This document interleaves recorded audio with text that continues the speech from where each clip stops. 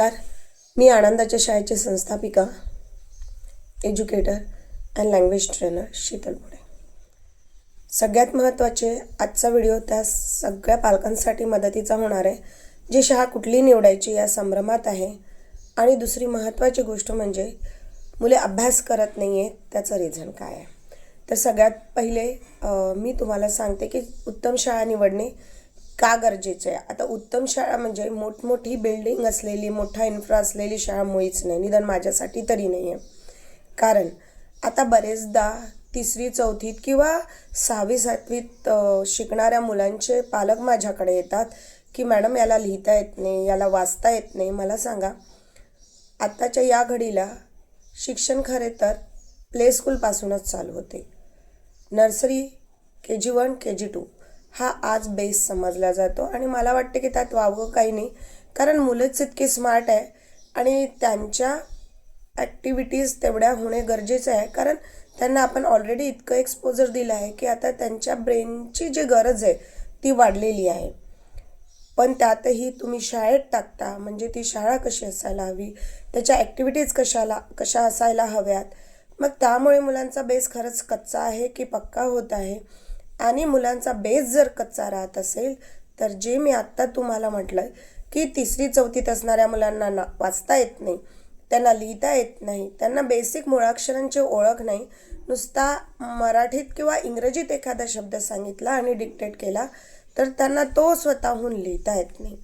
इतके पॅरेंट्स रोजच्या घडीला येतात माझ्याकडे आणि मला सांगतात की मॅडम माझा मुलगा माझी मुलगी पोपटासारखे सगळे उत्तरं बोलतात पण यांना लिहिता येत नाही.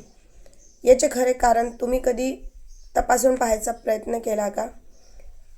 आणि दुसरी महत्त्वाची गोष्ट, आपण असं समजतो सगळ्यात पहिले शाळा तपासून न घेता ॲडमिशन करणाऱ्या पालकांसाठी मी सांगते की एक तर शाळा मोठी आहे म्हणून ॲडमिशन घेतो किंवा मुलांचा बेस त्या पद्धतीने झालेला नसतो आणि फर्स्ट ऑनवर्ड्स आपण मोठ्या शाळा निवडतो ज्या पूर्णतः इंग्लिश मिडियमच्या शाळा आहेत किंवा जिथे इंग्लिश कम्युनिकेशन केल्या जाते. त्यांचं सिलेबस हाय लेवलचं आहे पण मुलांचा तेवढा बेसिक झालेला नसतो. आणि अप टू 4th स्टँडर्ड त्यांच्या गव्हर्मेंटच्या नियमानुसार त्यांना फक्त प्रमोट करत राहत असल्यामुळे पालकही बिनधास्त आहे की पास होतो आहे ना, त्याला मार्क्स भेटत आहे ना. पण खरंच कधीतरी तुम्ही तपासून पाहता का की त्याला खरंच लिहिता वाचता येत आहे का. आता बऱ्याच घडीला माझ्याकडे पॅरेंट्स येतात, त्यांच्या मुलाला नीट इंग्रजीचे अक्षरं लिहिणं तर सोडाच, पण मराठी साधं लिहिता येत नाही. अक्षरे इतकी घाणेरडी आहेत की मला तर वाटतं की ज्या पेपर्स तपासतात त्या शिक्षकांना मोठा अवॉर्डच दिला पाहिजे. अशा परिस्थितीत आपलं एज्युकेशन चालू आहे. आता झालं ते झालं, पण नव्याने त्यांचे भाऊबंद जर छोटे असतील आणि त्यांना शाळा निवडायची असेल तर खरंच मी आवर्जून पालकांना विनंती करेल की अशा शाळेत ॲडमिशन घ्या जिथे तुम्ही तिथल्या शिक्षकांशी कम्युनिकेट करू शकले पाहिजे. तिथल्या सिलेबस काय आहे हे तुम्ही तपासून पाहिले पाहिजे. मुलांना नक्की वाचता येते का, लिहिता येते का किंवा तेवढ्या पद्धतीने त्याला तेवढं ग्रो करेल अशी ती शाळा आहे का. केवळ मोठमोठ्या भिंती पाहून तुमच्या मुलांचं एज्युकेशन ग्रो होणार नाही आहे. RTमध्ये ॲडमिशन घेताना फक्त फ्री एज्युकेशन मिळतं म्हणून धावतोय का आपण. त्या पर्टिक्युलर शाळेत ॲडमिशन घेण्यासाठी किंवा ॲडमिशन घेतल्यानंतर त्या शाळेत ज्या पद्धतीचा सिलेबस आहे त्यासाठी आपला मुलगा मुलगी तयार झालेली आहे का. आपण याचा कसलाही विचार करत नाही. आपण आपल्या पद्धतीने शाळा निवडून मोकळे होतो आणि मग खरं चॅलेंज मुलांसाठी सुरू होते. एक तर त्याला तुमच्या सततच्या सूचनांमुळे, सततच्या तुमच्या मार्क्सवादी धोरणामुळे, तुमच्या इतर मुलांशी त्याची होत असलेल्या तुलनेमुळे मुलगा पूर्ण दबावात चाललेला आहे. तो स्ट्रेसमध्ये जातोय आणि मग त्याचे बॉडी फंक्शन एक तर आजारपणाला आमंत्रण देत आहे, नाही तर तो जिद्दी वागून विचित्रसे त्याच्या रोजच्या वागण्यातले बदल तुम्हाला दिसायला लागत आहेत आणि दिसतीलही. अभ्यास खरं तर आनंदाची गोष्ट व्हायला पाहिजे पण त्याच्यासाठी अभ्यास हा तणावपूर्ण होतोय. न कळणाऱ्या पालकांना, जिथे इंग्रजीचा कसलाही घरात बेस नाही, त्या पालकांनी मुलांना बिनधास्त मोठ्या इंग्रजी माध्यमाच्या शाळेत टाकून दिलेले आहे, ज्याचा मुळातल्या शाळेचा म्हणजे नर्सरी KG1 पर्यंतचा बेस हिंदी किंवा मराठीच माध्यमातला होता. त्यातही फर्स्ट स्टँडर्डला लक्ष दिलं गेलेलं नाही आहे, सेकंड स्टँडर्डला लक्ष दिलं गेलेलं नाही आहे आणि सडनली त्याच्यावर आता दबाव येतो आहे किंवा त्यांना असं वाटतं की मोठ्या ट्युशन क्लासमध्ये टाकलं किंवा चांगल्या ट्युशन क्लासमध्ये टाकलं की मुलगा एकदमच हुशार होऊन जाईल आणि तशा पद्धतीचा तिथे दबावही टाकतात.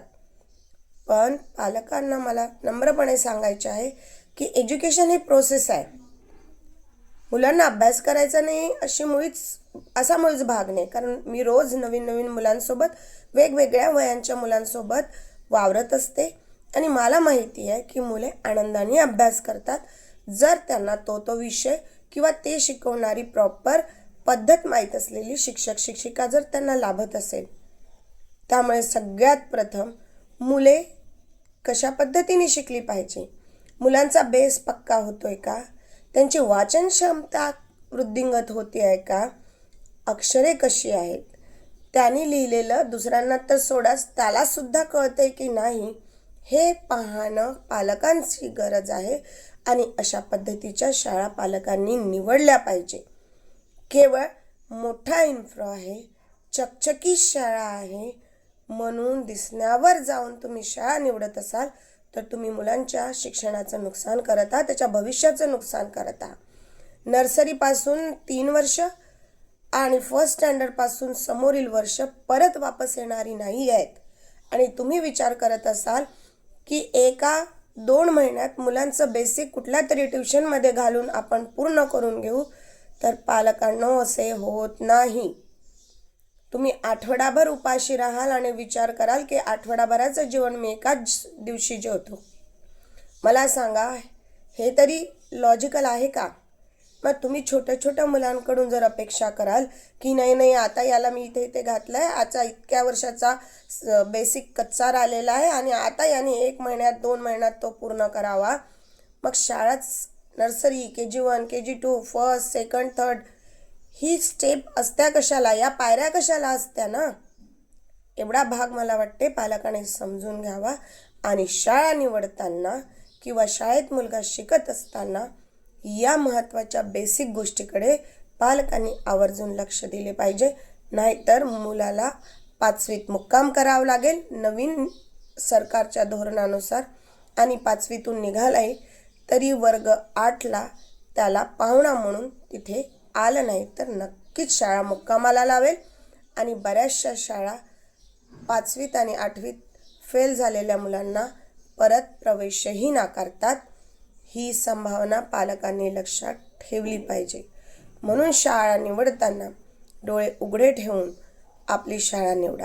आपल्या मुलाचं बेसिक कसं आहे, त्याचं बेसिक झालं आहे का, होतं आहे का, नवीन सिलेबस ॲक्सेप्ट करायला तो तयार झाला आहे का, त्याची ब्रेन तेवढी बूस्ट झाली आहे का, हे खरं तर पालकांनी खरंच तपासून पाहिलं पाहिजे. आणि कुठेतरी कोणाकडे सुपूर्द करून नुसत्या कुठल्या तरी कोचिंगमध्ये मुलाला टाकून तुम्हाला वाटत असेल शैक्षणिक प्रगती होणार आहे तर तुम्ही खूप चूक करत आहात. तुम्ही बालकांच्या भविष्यासोबत खेळ करत आहात. नुसतं शिवजयंती उत्सव साजरा केल्याने होत नाही, जिजाबाईंनी केलेले प्रयत्नही तुम्ही तपासून पाहिले पाहिजे. छावा पिक्चर पाहताना संभाजी किती शूर होते आणि त्यांचा कसा नाश झाला यासाठी जेव्हा डोळ्यातून पाणी येते तेव्हा मला असं वाटते शिवाजीला घडवणाऱ्या जिजाबाईला एकदा पाहायला पाहिजे की संभाजी कसा घडला, तेवढे प्रयत्न करणारे हात कसे होते. आणि या सगळ्या गोष्टी तपासूनच तुम्ही आपल्या मुलांच्या ॲडमिशन कराव्या. जी मुले वीक आहेत, ज्यांचं बेसिक झालेलं नाही आहे, त्यांना उन्हाळ्यात नुसते तुम्ही फिरायला न जाता त्यांचं बेसिक पक्कं करणारी कुठली टीचर आहे का किंवा तुम्ही स्वतः प्रयत्न करा. आणि ह्या उन्हाळ्यात ॲक्च्युली उन्हाळ्याच्या सुट्ट्यांचा कन्सेप्ट तोच असतो की ज्या विषयात ज्या भागात मुले वीक आहे त्या भागात या उन्हाळ्याच्या सुट्ट्यांमध्ये मुलांवर वेळ खर्ची करायचा, त्यांना त्यांना बलस्थान बनवायचं, त्यांच्या त्या विषयात त्यांना उत्तम बनवायचं, यामागे उन्हाळ्याच्या सुट्ट्यांची खरं तर संकल्पना असते. पण आम्ही पालक मुलांचा तो विचार न करता त्या पूर्ण उन्हाळ्याच्या सुट्ट्या फक्त फिरण्यात आणि विनाकारण वेळ वाया घालवण्यात घालवतो. आणि आपल्याला खूप अभिमान वाटते की आम्ही त्या सर्व वेळ वाया घालवलेल्या क्षणाला स्वतःही जबाबदार राहून लोकांना दाखवतो स्टेटसवर ठेवून की बघा आम्ही उन्हाळ्यात किती एन्जॉय केलं. मुलांच्या बेसिक गरजांना, बेसिक शैक्षणिक गरजांना दुर्लक्षित करून. आणि यात मुले लहान आहेत, त्यांना कळत नाही की आपल्यासोबत काय होत आहे काय नाही. आणि पुन्हा नवीन शैक्षणिक वर्ष चालू झाले की तोच त्रागा, तोच चिडचिड आणि त्याची घुसमट. याला सर्वस्वी तुम्ही जबाबदार राहाल जर तुम्ही योग्य शाळा निवडणार नाही. म्हणून शाळा निवडताना विचार करा आणि योग्य शाळा निवडा. धन्यवाद.